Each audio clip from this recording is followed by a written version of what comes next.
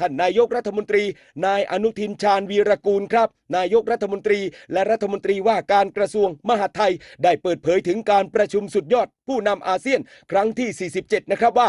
การประชุมในครั้งนี้นั้นสะท้อนให้เห็นถึงการกลับมาของประเทศไทยในเวทีระหว่างประเทศโดยหลายประเทศต่างก็ให้ความสำคัญและก็หารือกับประเทศไทยทั้งในระดับทวิภาคีและพหุภาคีกันด้วยเพื่อเสริมสร้างความร่วมมือและแก้ไขปัญหาร่วมกันโดยเฉพาะอย่างยิ่งการปราบปรามอาชญากรรมทางเทคโนโลยีหรือสแกมเมอร์นี่แหละครับโดยได้มีการหารือกับสาธารณรัฐเกาหลีโดยเห็นพ้องต้องกันเลยครับว่าจะปราบปรามปัญหาดังกล่าวร่วมกันและตนเองคือท่านนายกรัฐมนตรีก็ยังได้รับการทาบทามว่าจะมีการเข้ามานัดพบจากเอกอัครราชทูตเกาหลีใต้ประจำประเทศไทยกันด้วยซึ่งหลังจากกลับจากการประชุมเอเปกเพื่อที่จะพบและก็พูดคุยกันต่อไปครับพี่น้องโดยเน้นย้ำว่าปัญหาสแกมเมอร์เป็นเรื่องที่ทุกประเทศให้ความสำคัญในการปราบปรามกันเลยครับเพราะว่าทำลายชีวิตและทรัพย์สินของพี่น้องประชาชนทุกประเทศเลยทีเดียวไม่ใช่เฉพาะประเทศใด